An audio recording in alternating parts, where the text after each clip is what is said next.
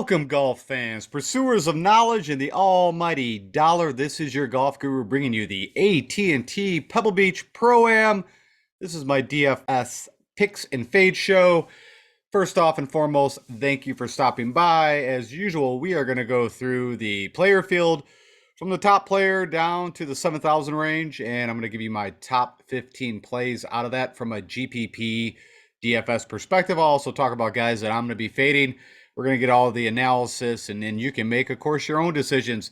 So with that said, give me about 30, 45 minutes. The show takes a little longer because we go through quite a bit more analysis, and then I'll get you out of here. All right, let's talk some golf. All right, so real quick, if you missed the preview show, I'm just going to quickly go over the stroke gain analysis rankings that I'm using to how I think you would win at this course. Of course, Pebble Beach Pro-Am has kind of a unique, a little bit like the American Express skill set that you need. And it's a little different where you're kind of working from the green back to the tee. So the number one thing I think is most important is approach. Very small greens, smallest on tour. And then you're going to miss some of these greens. So you need to be really good around the green. And then, of course, once you do get on the green, you got to make the putts. And then the last but not least would be good drives. And all that is guys that hit the fairway. It's not worried about distance. You either hit the fairway or the intermediate rough, and then you hit your green on the approach. Who does that best? Ton of sand here, so I did put in sand saves. Your procs to the pins. The number one most approach shots are going to be coming in from 100 to 125. That's at 22%. The next would be 75 to 100. So again, very short course. You got the gain strokes on the par fours between 400 and 450. That's where about the most of those fall in between the three courses. Of course, you got a bunch of par fives. I think on all of the three courses, you have four of them, if I remember off the top of my head. And they're, most of them are pretty short, 5 to 550. So you got to make your hay on those eagle opportunities. Last but not least, you got some long par threes. You also got some very short ones, but I want to see the guys that can handle the long par threes. And then you need to make birdies and eagles that do show up here. So that's kind of the model that I built. Now, what we're going to go over is going to be kind of a mini model of that. We'll discuss that when I get there. And then, as always, I have my comp courses, and this is specifically for me and, for you to see. These are the courses that I think have correlation, where if they've done well at these courses, they should also do well here. And you might ask, how come you don't have more of the coastal courses? The reason why is we don't have stroke gain data there. I mean, you could think about Mayakoba, you could think about the Bermuda, you could think about Corrales. There's some information there, but these are the courses that they play a lot, and I think have correlation. That would be the Fortinet, which is, a shorter track, has POA. You got the Travelers, where I believe it has Bent and POA. Again, a shorter track, Charles Schwab, the Colonial. Now, these have different green type surfaces, but you'll see guys that have done well at these courses have also will do well here. You got RBC that you have to very small greens, very tight par 71. You got the WGC FedEx St. Jude, which not a lot of these guys play in a WGC, but the guys that do, I like to see how they done. Daniel Berger, off the top of my head, has had a lot of good finishes there. Of course, there's also one here. You got Sea Island RSM, where that would be probably the closest thing I have on here from a coastal course, but we have a lot of, stroke gain data on that course, so it makes sense. A short track. Again, that falls under Bermuda. Then I threw in the American Express. I added that since yesterday. Not that it's a perfect comparable course, but it is short. It is a two-course rotation. It is a Pro-Am.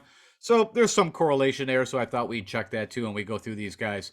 All right, with that said, let's go jump over to Fantasy National and let's do some analysis. Okay, jumped over to Fantasy National. And as always, if you have not checked out Fantasy National, I would highly recommend it if you decide that you want to do your own analysis or just even kind of take the things you hear from the different folks like me and also, kind of verify what you're seeing. But it is the best tool out there, and it's all about golf, so give it a try. Okay, anyways, what we're going to be looking at here, I've got no filters on, and again, I do that because I like recent form.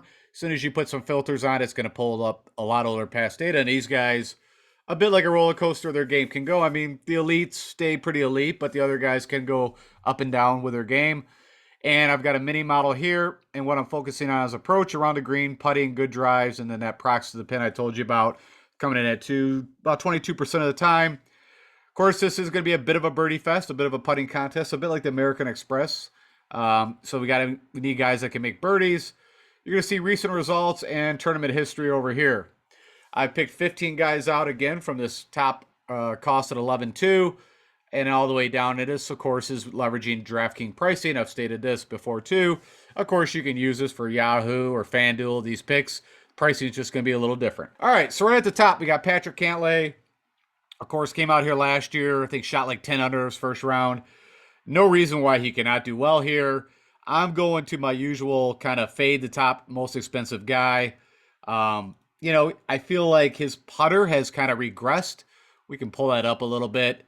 Of course, Poa's, is not his worst surface, but it's definitely not like his bent. And if we look here, he lost a little bit at the Tour Championship, which, that's a while ago. Barely gained at the Century and even did, worse at the American Express. And you can also see the irons were a little off around the green. Again, no reason why he can't do well here. You got to kind of make your decisions. And my decision is I'm going to fade Patrick Cantlay from a GPP perspective. But, again, if I do 20, 30 lineups, will I start with him sometimes? Yep. But in my main core build, he will not be my main starting guy. The next guy, of course, is Will Z. We just saw almost win the Farmers, go to a playoff. It's been playing great golf. Had that T6 at the Amex. I wouldn't allow this, to make you nervous on the birdie perspective, but, it's not huge. From an approach side, he ranks number 1 out of this field over the past 12 rounds. It's the putter that, can go hot and cold, of course, which we know. From him off the tee and getting to the green, that's not a problem. We click on Will Z. We can see he actually, the only surface he's ever actually gained on the field, but it's very, very minimal. It's 0.05. But if it does blow, you can see he can play in the wind. Again, great ball striker. And again, you can see the putter, lost a stroke and a half, we'll just say on, over the last 2 rounds. Can't see my Cobra or the Zozo, but I guess the putter let him down there. And then at Shriners lost 2. So, that's again, these are a little older, but his most recent, it's been the putter. And the one thing you have to do here is putt well. Now, you could sit there and think, and I agree that, okay, well, it's small green, so you're not going to have long putts. But funny enough, like a Scheffler, I like Will Z putting outside of 10 feet, probably more than I like him putting inside of 5 feet. So, like I said, you got to kind of make some decisions here. I'm going to go ahead and I'm not, again, if I make a bunch of lineups, will he be there? Yes. There's no reason not to play him. But actually, out of these guys, I'm going to fall to Daniel Berger. Now, I mentioned this in the previous show. Of course, we saw he tweaked his side. I'm guessing that was a slight pull. He managed around there. But we'll have to keep our eyes open. If we see anything come across, Twitter, just watch out that make sure that he doesn't decide to pull out. But he is the defending champion. If he's fine, he'll go. And that's the guy I'm going with. Again, you can see his putting over the last 12 rounds, last 3 events, 12 rounds has also not been great. So you could, make the argument out of the 3 guys. Patrick Cantlay's been the better putter. Still not the best out of this field, but out of these 3 guys. But, you save a little bit on price, right? You're saving like $700. You can see he's making the birdies. He's been doing well. The Century had a T5. The Farmers, I think, again, if he didn't have that tweak and would have putted a little better, he would have had a better finish. But that course, for me, doesn't fit Daniel Berger. This course fits a Daniel Berger, and we'll go click on him and see why that is. Of course, his best putting surface over his career, he gains 0.32, which, is close to a half a stroke, and also play in the wind. And again, if we just look at kind of a sample of what he's been doing, again, it's been the putter. Over the fall, really you want to focus probably on these last 2 events. He's gained 3 strokes at the Farmers, which was POA, lost 4 strokes at the Century, which I believe is Bermuda. Yep. At Kapalua. Feels like that was forever ago. But everything else is good. The categories really that I'm kind of focused is approach, around the green, and putting. And, again, I think of Berger and I think of Bermuda, but funny enough, again, he's actually done his best work on POA. And then we click. This is what interests me probably the most. Of course, he has the win here last year. Charles Schwab, which is not POA, but I think is a perfect course fit. The WG St. Jude, where I think I mentioned he had a runner-up, but he's also had a couple wins there. plus the runner-up, Puerto Rico. Yeah, it's a coastal course. So the Travelers, which I mentioned, that is a POA slash bent grass. Of course, that's in Connecticut. He had a runner-up there. The Byron Nelson, TPC Craig Ranch, that's a short track, RBC Heritage. So the short of it is, this is, for me, a great course fit for Daniel Berger. The only thing that gives me a pause would be that little tweak that he was dealing with. But again, if it's anything serious, he'll pull out. That'd be the only nervous is that you put him in there and then come Saturday or something he yanks out, especially if he's not doing well. But I'm willing to take that risk. And then you got Jordan Spieth, of course. There's all kinds of things, right? So Jordan, which I did not mention, he went to the hospital. I believe it was Friday night before he played Saturday. So kudos for him for not pulling out. He had like some kind of stomach issues. I don't know if it was a stomach bug. It was the flu. It wasn't COVID, but long story short, he played not feeling well. He just, he has been playing well. And what I've heard is that he's been tinkering with the swing still. And that's more what I'm concerned about. If he's still kind of messing around, and you can see the irons have been just atrocious. And of course, last year here, if we go pull that up, you can see he gained 4 strokes, gained 5 before. And I also think, of course, he wasn't coming in good form into this event last year. So I guess he had a good waste management. But before that, of course, he missed a cut the Farmers, but that's not a good course for Jordan. We know that. Of course, the Masters typically, but you can see he wasn't the best of form. A couple miscuts. These were no-cut events. So a 38, a 40. So you can make the argument that, hey, this is where he flicked the switch. I'm just a little nervous. He's not been putting like Jordan. You can see missed, just recently on POA, 2.5 strokes almost. Last time I guess at the Century he gained 2.3, but look at the irons. I'm not going to go off that he's going to flick that switch again. So for me, I'm going to be fading Jordan Spieth. What does that mean? He will be in, if I put again 20 lineups, he'll be in 1, best case. But he's going to be pretty much a hard fade for me.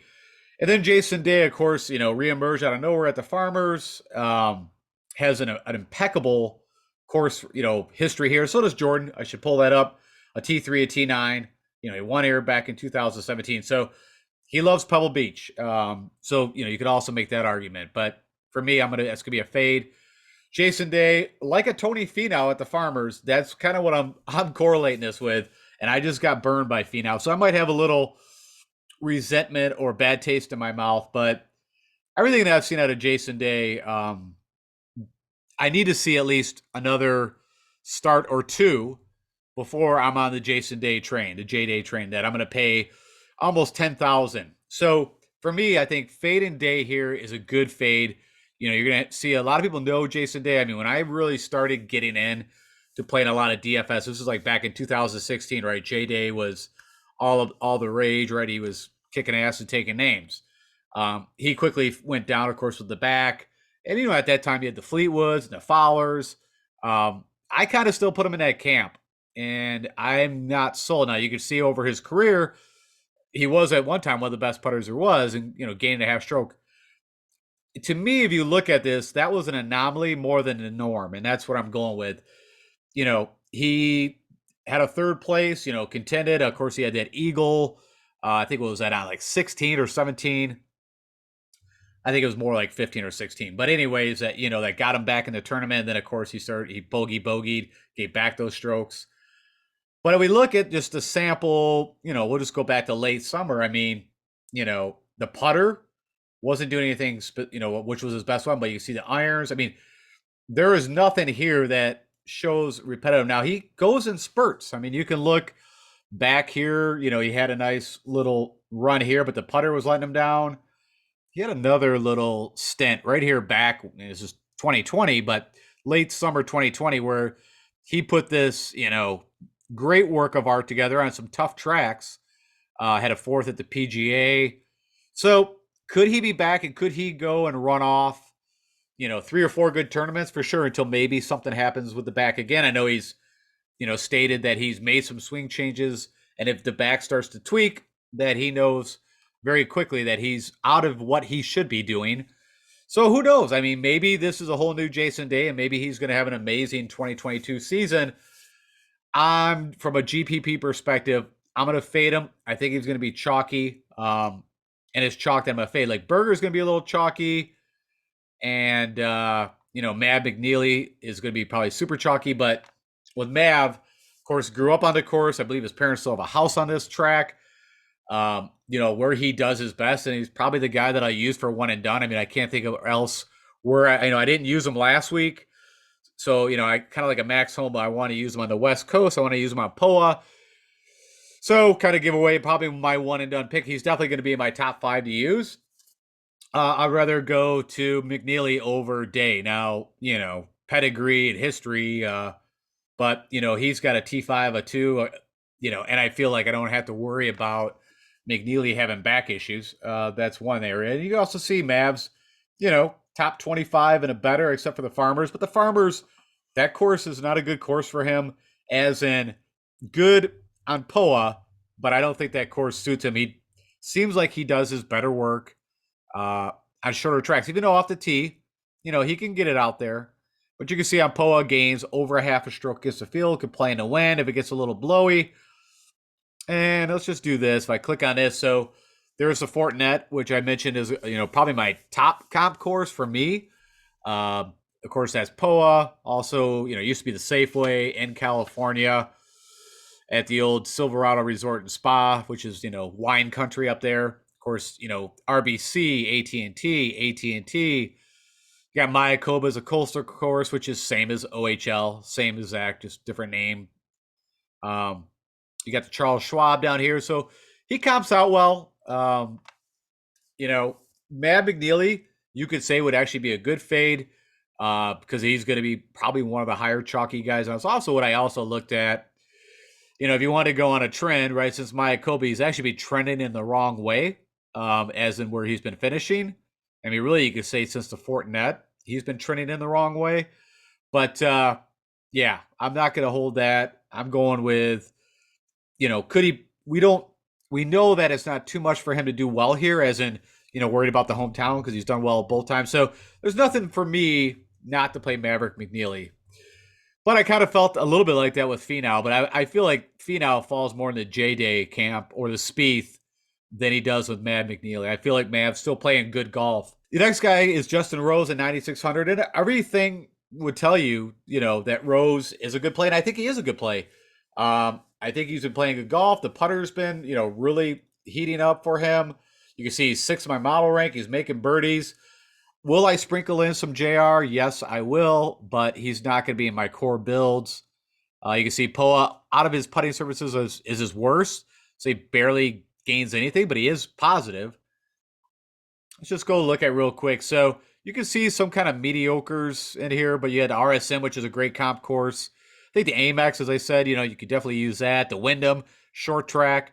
So funny enough, where I always thought of Rose playing the tougher tracks in his heyday was where I liked him, but it seems like later in his career, the shorter tracks, maybe you could say a little easier tracks, just get into fairway, good iron player, good around the green, and has been doing really well with the putter. But I actually like Tringali. So, that was the decision, to be honest. It was Cameron or JR, and I ended up on Tringali.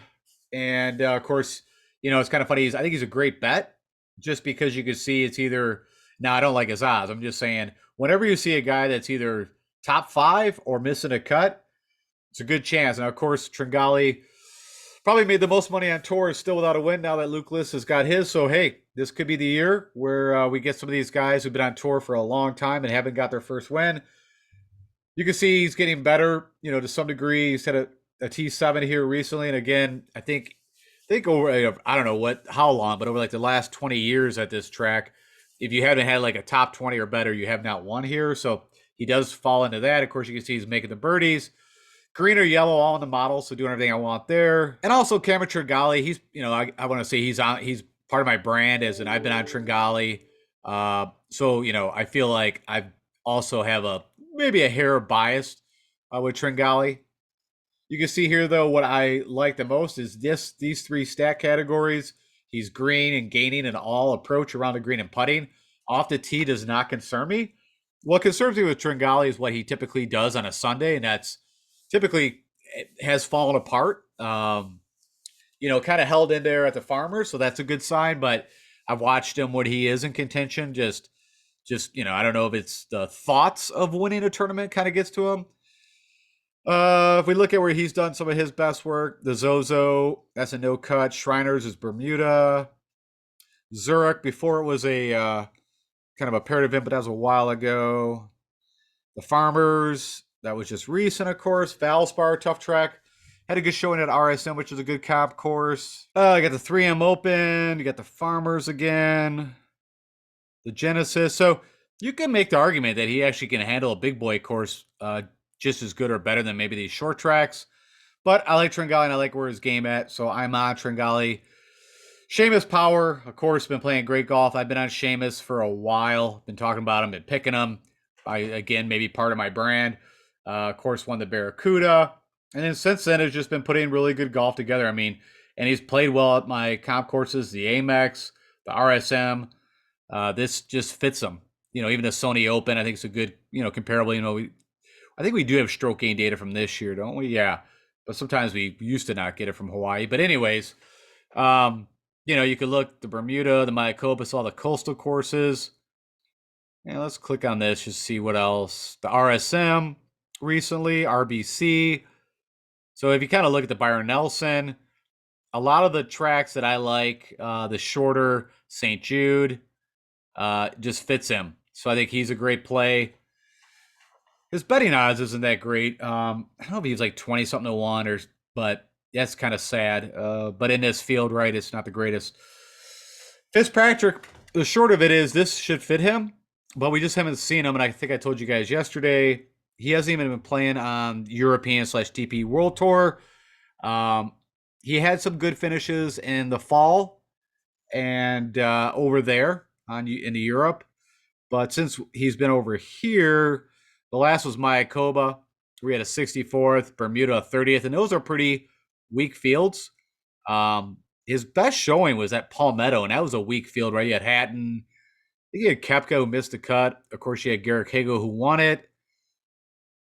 The Memorial, that I don't think of him there, but the RBC, but that's all the way back. So that's his best finish, which, again, I think is a great comp course for this, but that was back in April.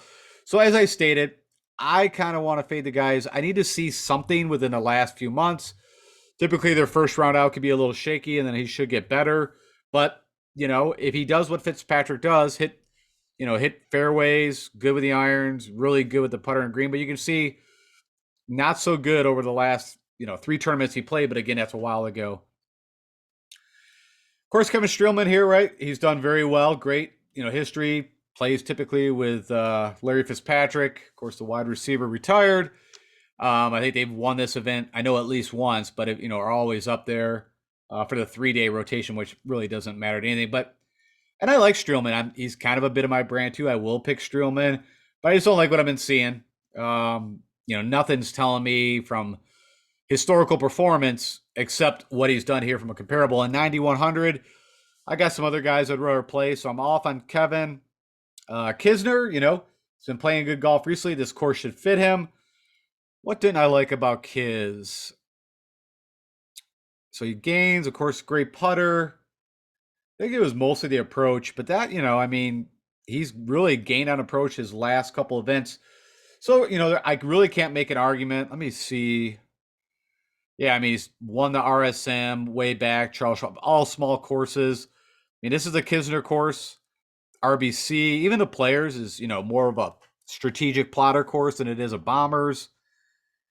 So there's no argument, should you sprinkle, for me, I'll probably sprinkle him, but he will not be in my core plays.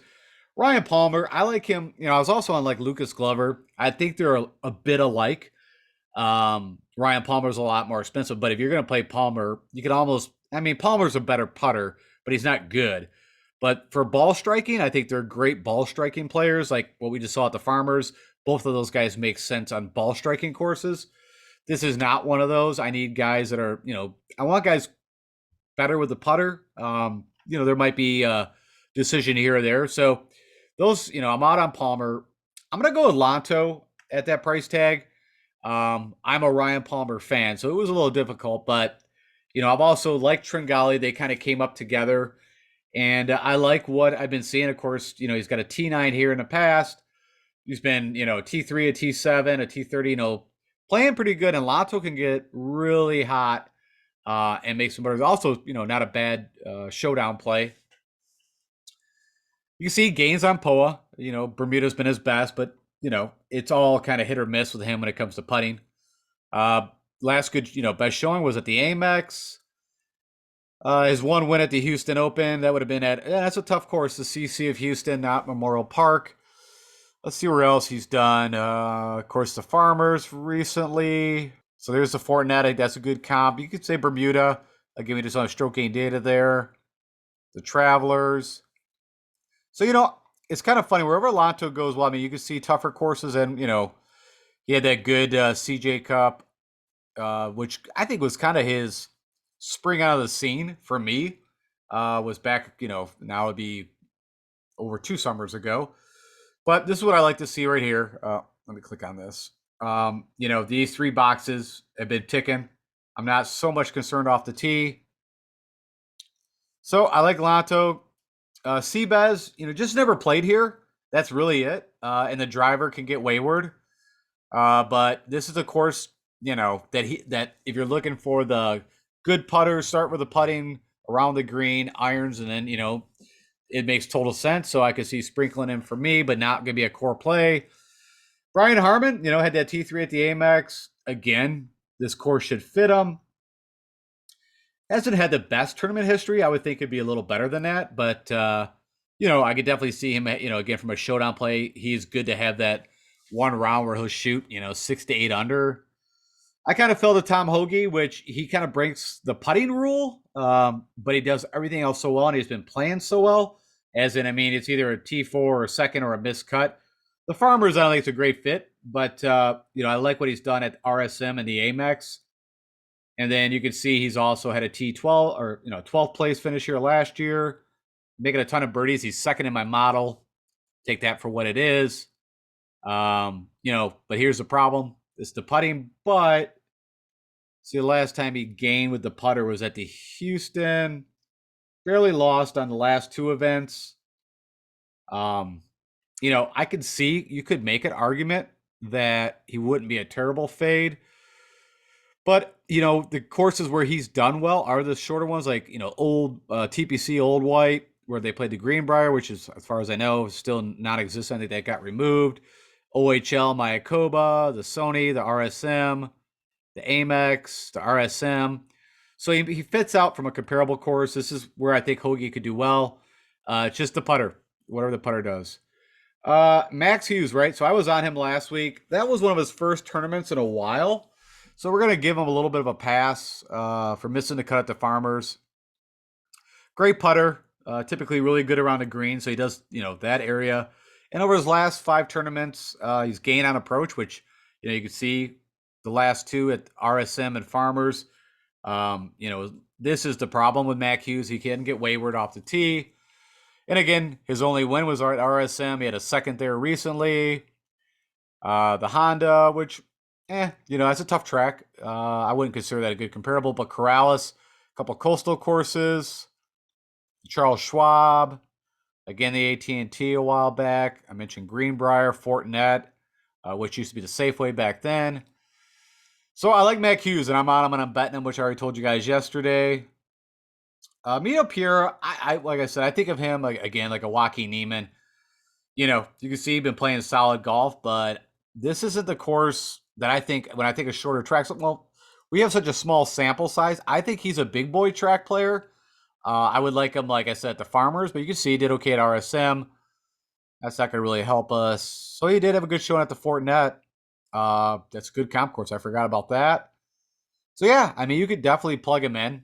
I just, like I said, when I think of Mito, I would think of someone better on the longer tracks where you got to be, solid tee to green, and not so, well, I should say, from tee to hitting the green, and then, the approach and the putting is where I think. But you can see his putter has been, somehow he's ranked 7th. I want to see this. This is interesting. I wasn't, yeah.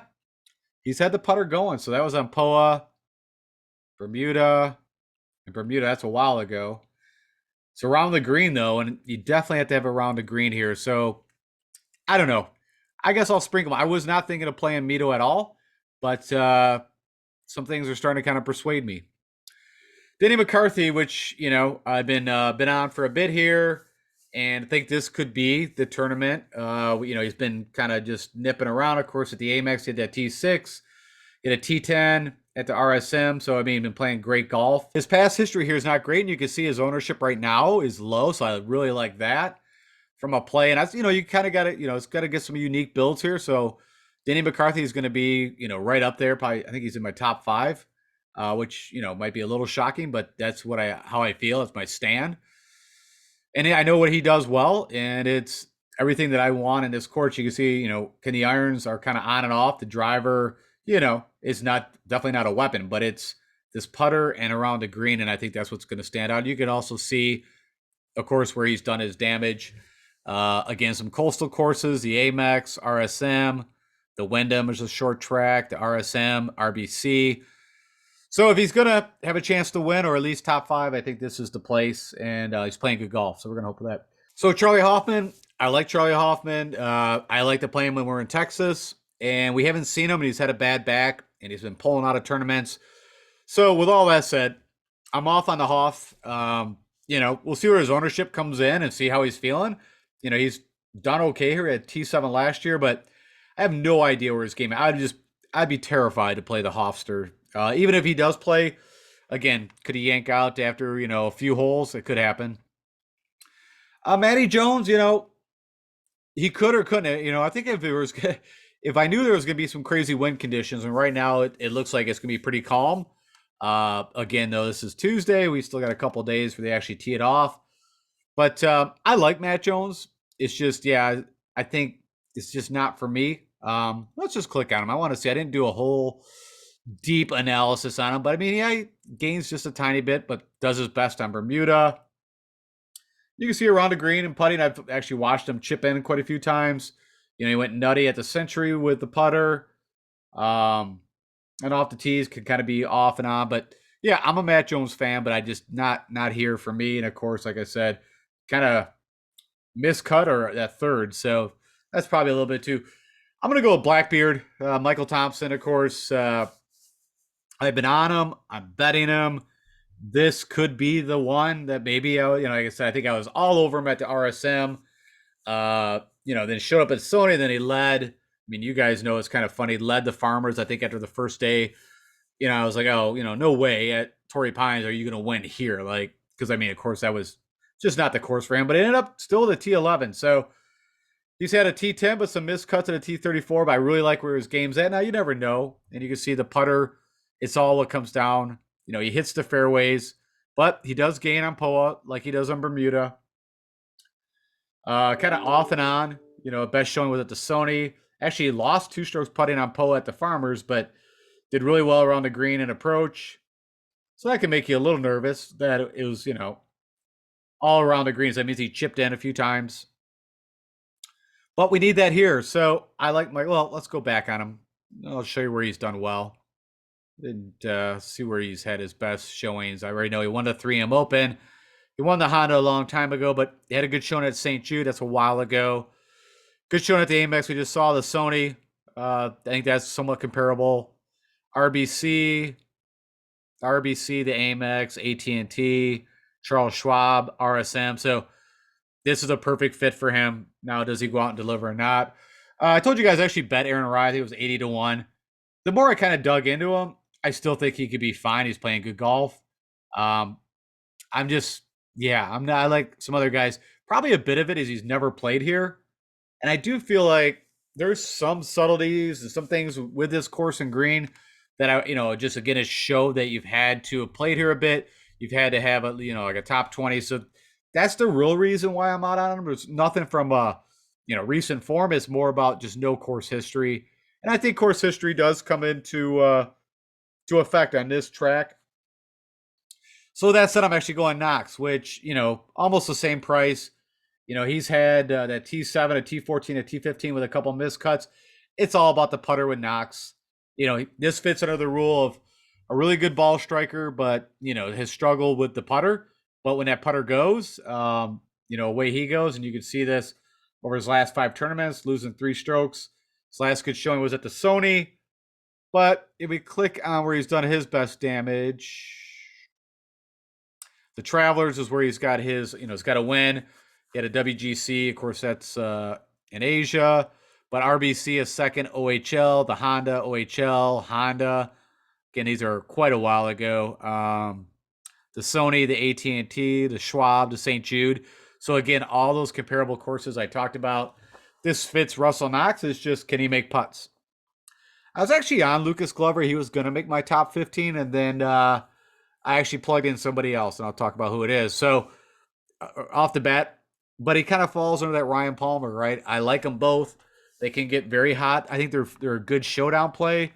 But for my core builds, I'm going to kind of skip on Glover because you see around the green and putting, great T-ball, great irons. So again, I kind of saved Glover, even though he wanted the John Deere, which, is a short, kind of integral track that you can't get wayward. You can get in trouble like an RBC. But I just like him for kind of a little more, bigger boy tracks. I think he's a kind of a sneaky play there. Chris Kirk, again, off and on. This course fits kind of, if Chris Kirk's going to have a good showing, it's here, but, I'm just kind of not on him. Minwoo Lee, I don't know why, what the fanfare is for Minwoo Lee. I think it was like 40 to 1, 50 to 1. I don't know what Vegas is seeing and what I'm missing, but, I'm guessing from maybe his world ranking, he's up there, but everything that I've seen here in the States, which has been minimal, is nothing to write home about. So there's nothing here for me, but Vegas sees something. So, I didn't do enough diving into what he's done on, if it's the Asian tour or even on the European tour. I don't know enough about him. So I probably should have done a little more due diligence, but to be 7,700 and also from a betting perspective, like I said, he was like 40 to 1, 50 to 1. So somebody's seeing something, but not for me. So nope on Minwoo. Matt Kuchar, right? I mean, this is a perfect fit. And, I kind of told you guys, he, talked about how he was chasing distance last year. He's off that. He's playing his game. And if he plays his game, this is a perfect course for him. Of course, we've seen, pretty good golf out of him. It's kind of a mixed bag from a tournament history. But you can see over his last 3 tournaments, everything's green there. And then, of course, if we go to Cooch, gains on POA, good putter, good short game, does everything, gets in the, the Sony, the OHL, the RBC, right? These are a little older, but, he even got around the Genesis not too long ago, RBC, the Amex, the Schwab. I mean, again, perfect fit if he just, plays his game. Andrew Putnam, I bet him. I think it was 125 to 1. I got that early. I don't know what it is now. But, he'll pop out of nowhere. And this is a course that he could pop. You can see the Amex, the Sony. I mean, this is where he'll do his damage. Great putter. That's kind of his elite tool. Everything else kind of POA is his best putting surface. Gains almost a half stroke on the field. And this is what I like to see is these 3 boxes here. Approach around the green and putting. That's what I want. The driver, just, hit a 3-wood. I don't care. Just get it in play. Get it close or, make your putts or chips. And again, you can see the Sony, St. Jude, Charles Schwab. There's that WGC at HSBC. Again, pops up. So that's also must be a pretty good correlation, but it's been a while since they played in that one, of course, with COVID. I don't know where Arnold Palmer. I think that's kind of an outlier that fits in there. What do you do well there? Oh, just put the lights out. Corrales, Puerto Rico, good comp courses. The Canadian Open, of course, that's an easy, short track. They haven't played there in a while, so I didn't correlate that. But yeah, RSM, Travelers. Again, if he's going to do it, it'll be here. Joel Damon, I don't know why. I just like him on Bermuda. You can also see he's missed the last couple cuts. So, I think he's, it says 8% projected ownership. I'd be shocked if he gets that high. I mean, he could be a sneaky play, just a putter for me. Cameron Champ, actually, funny enough, I think he had a terrible opening round, I think on the South, and then did well at the North. I was shocked he made the cut, is what I'm getting to. Of course, I hit him at the 3M Open. Um, he's actually made both cuts here, which is shocking. I mean, out of all the courses, I don't think a Cameron Champ, and it's not because he's long off the tee. It's just how bad he is around the greens and putting. Um, so no, thank you. Killer Keith, he's funny. Again, I put him in the camp of big boy courses. But if I remember right, so Corrales, he showed up. Byron Nelson, the John Deere. He has had some success. The RSM. Of course, he's from that area. So, that's not a shocker. But, you know, not a terrible, again, if you want to be differentiate, he could be an interesting little play. I think I told you guys on my previous show, Reeve was popping up all over the place. You can see he's had a pretty good track record, and this course should fit him. He's just been a horrific putter lately, and not been the Le Chez Reeve that I call him of old. You can see irons have been good. Around the green and putting has been horrific and off the tee. So he's doing one thing okay, and the rest is not. So no thanks. All right, let's skip through some of these guys. The Canadians. Adam Hadwin could do well here. Let's pull up real quick. Missed a cut the last time he played us 2 years ago. But, this is the Adam Hadwin course. Patrick Rogers, no good on the tournament history. So I think he's a kind of a sneaky, first round leader. Could also be not a terrible showdown. He'll just have that streaky one round. But other than that, nope. I'm actually going to go to Sneds. And this took me a little bit back and forth. I will be straight with you. Of course, he's won here twice. That doesn't show up here. But, that was a while ago. But he, 2017 had a fourth. It's probably these 3 missed cuts, maybe a bit nervous. But his game has been better. Been a little more Sned-like. Of course, Poa over his career, he gains over half stroke on the field. He's got that pop putting stroke. So on Poa, I like that stroke because he hits it a little firmer. Doesn't allow it to kind of bobble as much. That's kind of my theory. You see the putter has gotten back, gaining kind of on and off on approach, and then off the tee, you just never know. But, it's good to see because he doesn't hit the ball far. He needs to be accurate, a bit like a Matt Kuchar, and then let the short game go. Of course, from a fit perspective, funny enough, he won Farmers a while back, but Wyndham, AT&T, I mentioned he won here in 2013, in his heyday, the Heritage, which would be RBC. Trying to see. Of course, he's done a lot of damage at the Farmers, but that did not pan out for this one. A lot of older stuff, but like I said, he did. He's going to make my top 15. I'm going to go with it. And ownership's a little lower, so you could get a little differentiation. Pat Perez, California kid, could do well here. No reason, he has popped. Let me see what he's done here. Yeah, I mean, has made 3 out of the last 5 times he's played here, made a cut, and he's had a 14th and a 26th. But no, on Patty Perez, I'll go with Sneds. Probably not too different of a pick there. I mean, Patty Perez is a good putter on Poa. Nick Taylor, of course, winner here, wire to wire, had a pretty decent showing. You can see he's playing pretty good golf. Just for whatever reason, I don't know. I just I'm not feeling Nick Taylor, but you can see if he is going to gain, it has been on Poa with a putter. Let's do this. I didn't really look that hard at him, even though I know he was a wire to wire winner here. Sanderson Farms, he won. That's a long time ago. Puerto Rico, Wyndham, Wells Fargo, that's a while ago. Fortinet, so that's a comparable. You can say Wyndham is from a short track. Fortinet. I mean, there's no reason why. So, maybe I'll sprinkle him in, but I'm just not. All right. Neesmith, great ball striker, but just not the guy I'm looking for here. Taylor Moore, for some reason, his odds are pretty low, too. Of course, he's Corn Ferry guy. Let's see here. So, a good showing at the RSM, which is a good comp course. Memorial Health, where is that played at? Paint Creek Country Club. Don't have any information on it. I was just curious. But yeah, I know that he's not, from an odds perspective, it's not like he's 150 to 1. I think he's like somewhere around 60 or 80 to 1. So again, Vegas has some thoughts on him. Funny enough, Stewie Sink, I put a bet on him. I'm not going to tell you guys to play him. But if you look at where Stuart Sink has won, this could actually fit him. Now, of course, you can see his Poa, but of course, RBC, The Fortinet, which I already talked about, the Safeway, the Travelers hit a second.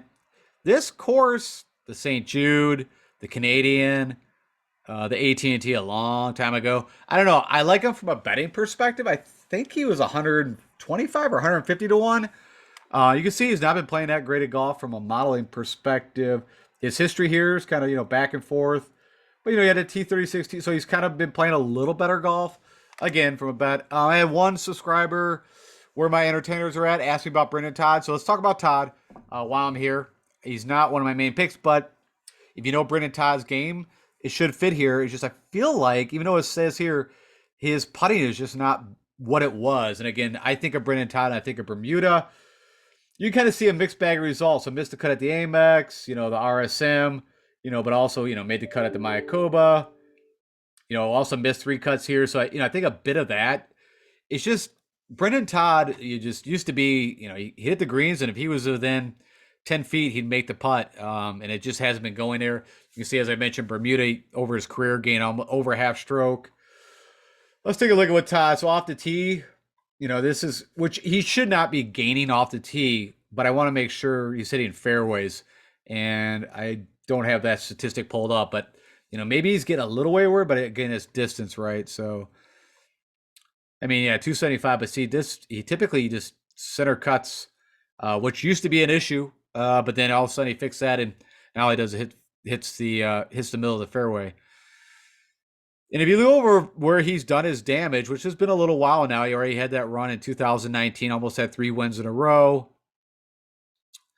I guess his last good finish on a comp course would be the Charles Schwab. Yeah, the Wyndham. Okay, so the Wyndham also, which was also August. So he had a couple, Mayakoba, he had an 11th. You can make the argument. There's no reason why you couldn't play him. And if his ownership's that low, I think it's kind of sneaky. I didn't even look what his betting odds are. It could happen, man. So where are my entertainers at? I wouldn't tell you not to play him. Just there's ups and downs on why he's probably not on my core plays, but maybe I'll sprinkle him in. And I don't know where he's at from a betting perspective. I would guess he's got to be like 100 to 1, 80 to 1. So it might not be a bad bet. All right, I'm going to kind of fly through the rest. I think, one more. All right, so this was the guy that took Lucas Glover's spot, smell the glove, is Mr. Wyndham Clark. And you're going to say, Wyndham Clark, why Wyndham Clark? But he's the number 1 out of this field putter on POA. And so all we need him to do is drive every green and putt. Now, I'm kind of laughing at that, but you see he gains almost a full stroke on the field when he's on POA. And this is the problem now. So he is not fitting my around the green, but you can see, did okay there. Approach can be on and off, typically does gain. But you can see the putter has been hot. And I don't know. I can see it. And, let's go look at where he's done well. That was part of it too. So even though he's got the distance, but Bermuda, where he had his last really contention kind of event, coastal, not a big boy track at all. He can handle like the Genesis, the Honda, but the Puerto Rico, the Amex, recently he showed up there. Shriners, Travelers. There's the AT&T. He's done well here in the past. The Amex, Charles Schwab. So funny enough, even though we think of Wyndham Clark, we think, long off the tee, but he's also a good driver. Now, he'll also probably club down, which hopefully will keep him more in the fairway. I don't know. I just think it's an interesting play. And from a GPP perspective, you got to have some of those. So he's my guy. And then my last guy, funny enough, who's below 7,000 that for whatever reason I am high on, if I can get to that, is Mark Hubbard at 6,700. Now, I was going to save him, of course, for my value plays, but I feel that much that he could top 20. So I'm putting him in my top 15 for you guys. Now, you could say, hey, he's missed the last 2 cuts. But you can see that before that, he was playing good golf. He's also had a pretty decent, we'll give it like a C+, C-ish history here. But he's been, what Mark's been doing that makes me interested is, of course, he gains on the POA. And this is what I like to see over his last 20 rounds. He gains in these 3 categories. And I think he could be a little sneaky. I've already bet him. So maybe that's it. Maybe I'm just high on my bet. I want that to come through. But you can see, approach around the green. Last good putting was at the Fortinet, which, of course, as I mentioned, I believe it was that's the hybrid. No, that's POA. That's straight POA. That's up north. So, um, and we see where he's done his best. He had that runner up at the Houston. Let's see, Rocket Mortgage. There was some that show, yeah, the Travelers, the Fortinet, the Wyndham, the Fortinet, RSM. So again, I don't think, even though I have an outright bet on him, I don't think he's going to win here. But I think he could be a sneaky. He's always a really interesting showdown play. He usually comes out hot on the opening round Thursday and has like and then he'll kind of, if he makes the cut, he won't do much on Friday, Saturday, but then he'll have like a strong Sunday. So who knows? And maybe that's because he's not in contention. But you can see he's doing everything I want from a modeling perspective. I also like Mark Hubbard. I'm kind of a little bit of a Mark Hubbard slappy. Just been kind of waiting for him to, really kind of break through. So also he had that goofy, how he putts. I think he's got like one of the shortest putters on tour. Yeah. Anyway, so he's kind of my play down here. Of course, Nate Lashley last year I was on, and who knows, I might be on him again. Right? He had like the last time he did anything was here, where he had a third and had a nice. I think it was 300-1. So I was really pulling for that. All right, let's go wrap this up and summarize who I'm going with. All right, so for my core plays from a GPP perspective, the guys that I'm going with, my top 5, of course, Daniel Berger. I just hope that you feel 100%, and if you don't, that you pull out so we can make some changes. But I think we should be fine. This course just fits him. I'm probably, also thinking about even using him here for a one and done. So I'll get into all that tomorrow. I'll give you guys my one and dones, but he's definitely in the thought process. Of course, Matt McNeely, right now, he's kind of leading my favorite from a one and done. And of course, again, grew up pretty much on this course. Parents have still a home on this course. He's played a ton. Everything fits here. Great putter on pole. I think he might be second over the last 12 rounds of gaining strokes on POA. Of course, Cameron Tringali, I'm rooting for him. Hey, we had Luke List breakthrough. Maybe Tringali can get his first win. He just has to do it on Sunday. And I'm a Tringali fan. I guess he's got some followers. They're called the Triangles, so maybe I should get a shirt or something. But I like Cameron. And then Denny McCarthy, who I think is priced in the 7,000s, I think. Maybe low 8s, high 7s. I really have a good feeling for Denny McCarthy to have a good week. So he actually is making my top 5, even though he's not up there. I mean, these guys on the left are all in the 10s to 9s. So Denny McCarthy, you're getting a break. So if you're trying to build a team, you should be able to kind of maybe make this work. I don't know. You might have to put a really low 6. And then Seamus Power. Of course, I've been on him for a while. Won the Barracuda. Since then, has been playing great golf, and this should fit him. So that's my top 5 guys I'm going with. And then my next up, we're going to go with Hoagie, even though great. He's been nipping, but he's such a streaky putter. But I think he could be a great fit here. Just got to make some putts. Mackenzie Hughes, we saw him last week. It was his first kind of outing in a while. So I'm hoping this should fit Mac Hughes' game. Keep the driver in play, but everything else is good. Russell Knox, the exact opposite of a Mackenzie Hughes. Just make some putts, man. I mean, typically tee to green. If he goes off or just is like neutral or gains a stroke, definitely could top 5 or even win. And then Blackbeard, right? I mean, this could be a bit of my Patty Kazire Brokeback. He might be my second Brokeback guy. I mean, I hope he doesn't let us down, but I'm putting in Michael Thompson. I'm just thinking, again, when I'm looking for these spots, RSM did not work out, but he has showed up at the Amex. Again, showed up at the Farmers in the beginning. This course should fit him better. It does everything. So he's playing good golf.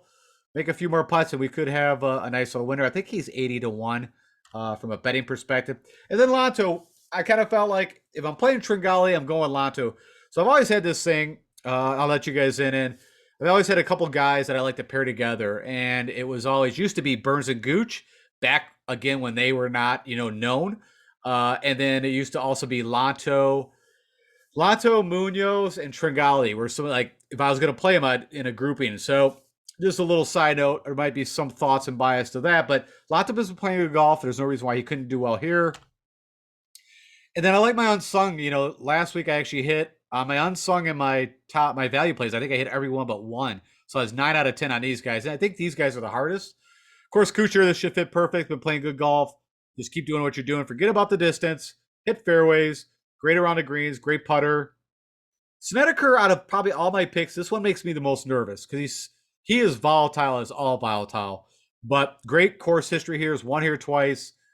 I like his putting stroke for here. Just keep it in play. And typically he's pretty good around the greens.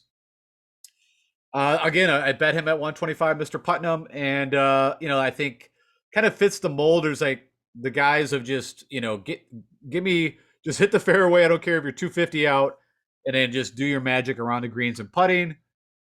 And I would say that breaks the mold would be Wyndham Clark, which is not good with the irons, not good around the green, but is great with the driver. Which I'm thinking the par fives.